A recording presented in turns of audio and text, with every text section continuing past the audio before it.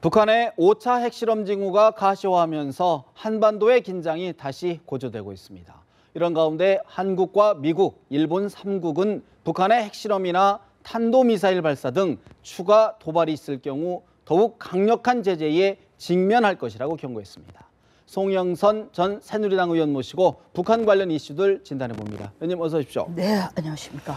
오늘 미국 빈센트 브룩스 주한미군 사령관 지명자가 상원 청문회에서 북한의 우리 미군이 이제 핵우산을 포기할 경우에 한반도에 핵 재무장이 필요하다, 불가피하다 이런 입장을 밝혔는데 공식적인 자리에서는 매우 이례적인 것 같아요. 어떤 의미로 좀 저희가 받아들일까요?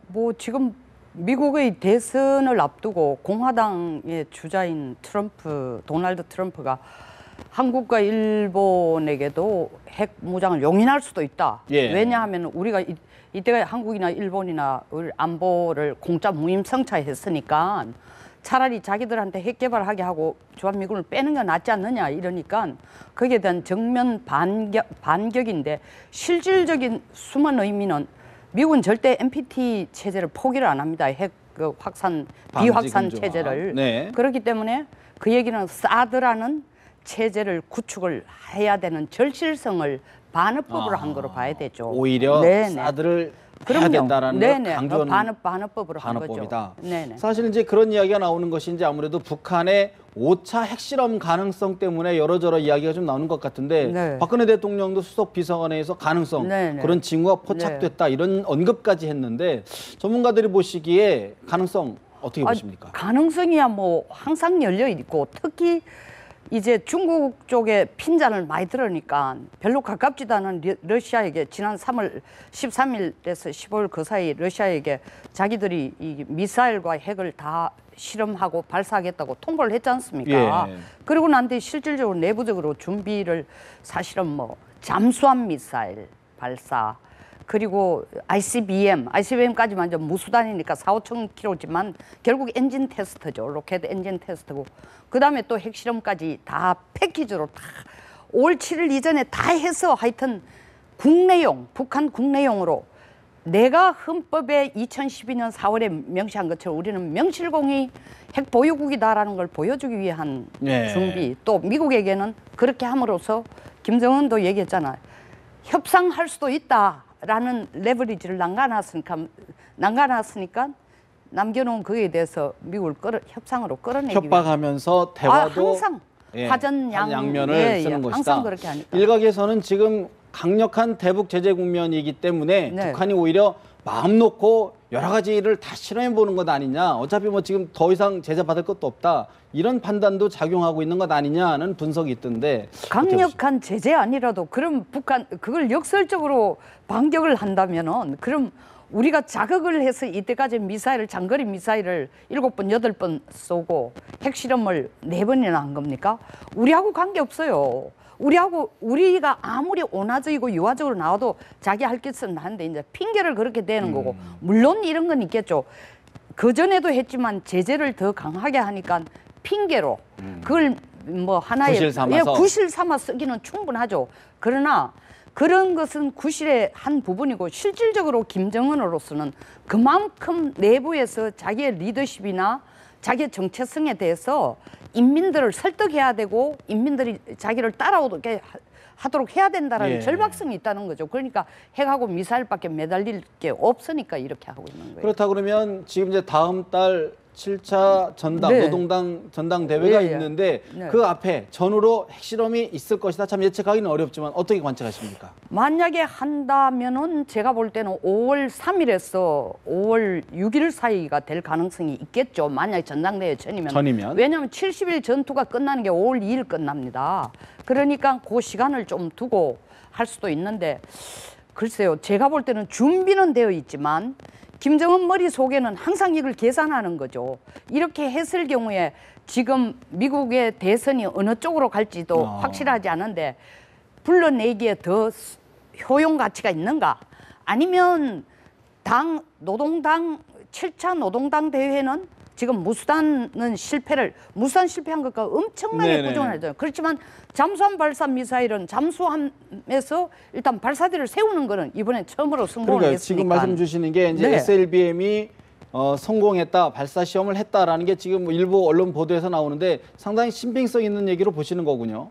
발사 이때까지는 전에는 바지선을 하든지 아니면 바지선을 밑에서 받쳐주거나 잠수함에서 제일 어려운 게 뭐냐면 발사관을 수직으로 세우는 겁니다. 잠수함 내에. 그렇죠. 이걸 세워야지 거기서 미사일이 나갈 거 아닙니까? 예. 그런데 전번에 또 시험한 것은 모조탄, 소위 말하는 더미였어요. 더미. 모조탄으로 했는데 이번에는 제가 볼 때는 적은 미사일이지만 실제 미사일을 발사대를 수직으로 세워서 거기에서 발사하는 네. 이 사출하는 실험은 성공했다. 봐야 되죠. 그렇다 그러면 앞으로 더 사출 미사일의 크기라든가 중량을 그렇죠.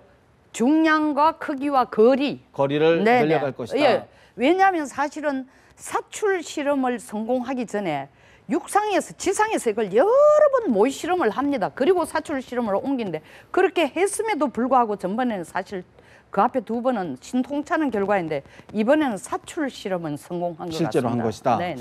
지금 그러면 지금 아까 말씀 주셨는데 김정은이 이번에 무수단 미사일 발사를 실패한 걸 가지고 굉장히 경로를 했다고 네네. 그래요. 그런 것들 때문에 오히려 5차 핵실험을 강행하려는. 그렇죠. 전부 그렇게 추정하기 때문에 이미 네. 준비는 사실은 3월 중순에 러시아에게 이 얘기를 할 때는 김정은 머릿속에서는 짜잔 하고 장거리 ICBM도 한번 성공적으로 해보고 그다음에 핵실험도 성공적으로 패키지로 하고 잠수함 사출 실험도 성공적으로 해서 명실공히 핵 국가다라는 것을 실제로 러시아에게 보여주는 게 아니라 미국에게 보여주려고 했는데 무수단 미사일 실패 이 실험 ICBM이 무수단은 ICBM 아닙니다. 거리가 한 훨씬 5,000km, 짧죠. 예. 그런데도 이걸 실패했다라는 것은 제가 볼 때는 이것 때문에 김정은이가 사실은 스타일을 많이 꾸겼으니까 홧김에 뭐 한다고 이걸 만회하기 위한 자기 자존심 꾸긴 걸 만회하기 위해서 핵실험 날짜를 더 땡길 계산은 충분히 있지만 그럼에도 불구하고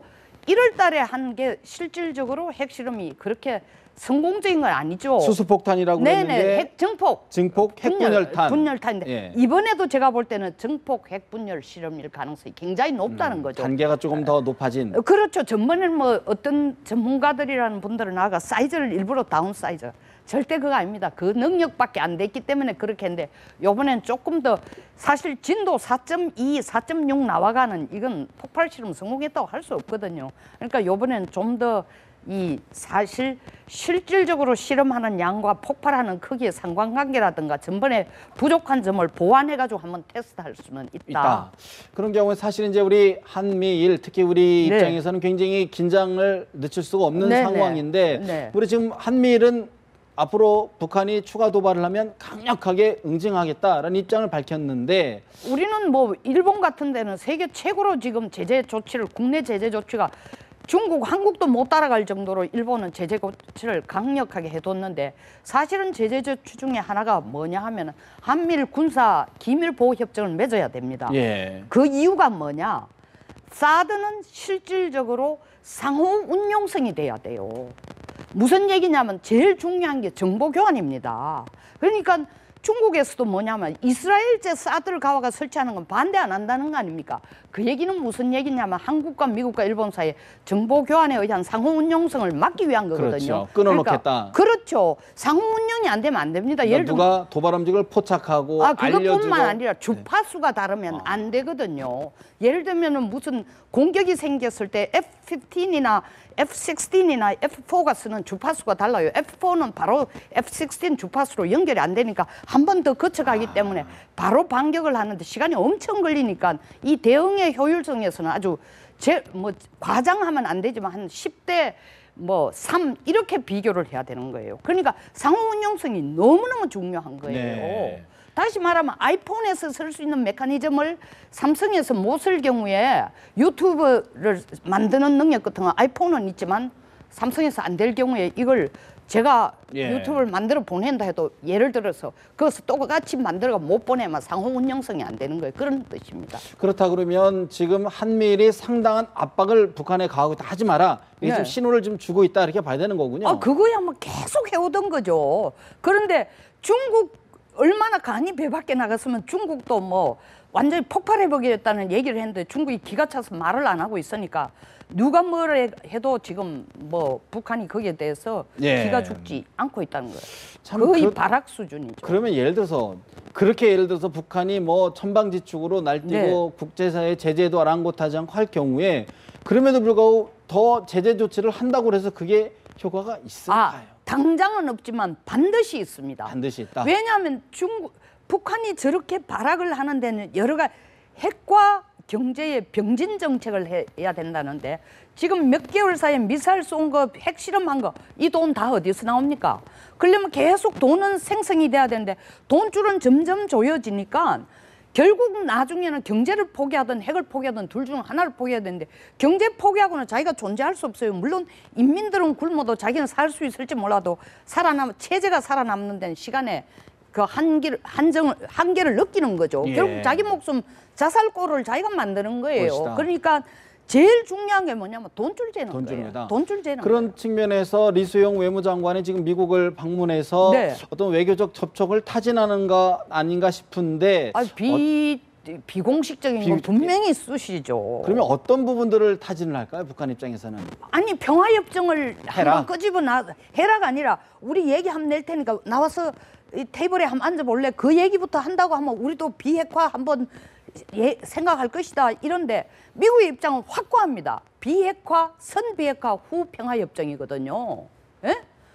그리고 중국의 경우에는 동시에 추진하는데 북한은 정반대예요. 평화협정하고 비핵화라니까. 그렇죠. 순서가 바뀌어 있는 거죠.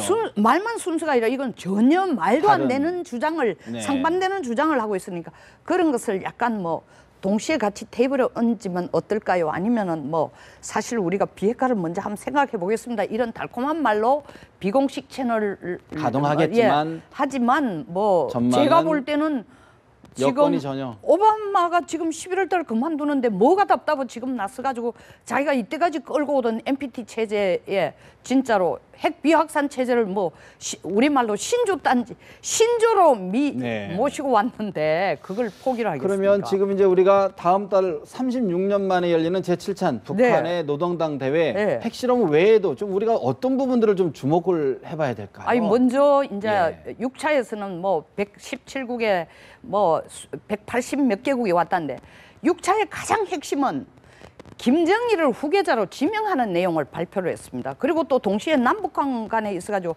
고려 연방 통일 방안을 제시했는데 그때가 언제냐 1980년 소위 말해 김일성이 자존심이 하늘을 찌를 때 제일 북한이 살기가 괜찮았을 때예요.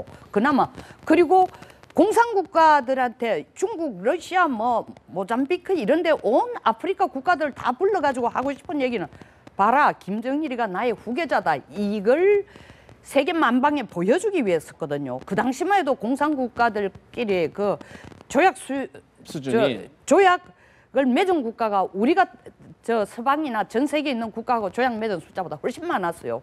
그러니까 그 위신을 보여준 건데 이번에는 뭐 사실은 초청하는 경우도 2월 중순쯤 뭐 김영철 외교 가서 정상들은 외국은 잘 안 온다는 거 아닙니까 지금? 네. 이렇게 제재받고 있는데 어느 나라가 오겠습니까? 그리고 또 말도 끄집어내도 사실 그쪽에서 달가운 표정을 안 할 거니까 굉장히 외로운 그런 전당대회가 되니까 내가 볼 때는 포커스를 어디에 맞추느냐 내부 체제에 맞춘다는 거예요. 그래서 김정은이 시나리오가 몇 개 가능한데 김정은이 뭐 자기의 위상을 좀 더 특별한 이름으로 더 올린다든지 예. 아니면 조직을 바꾼다든지 요번에 뭐 거기에 참석하는 전당대회 참석하는 3,000여 명을 선택하는데 전부 60살 밑으로만 했다는 거 아닙니까?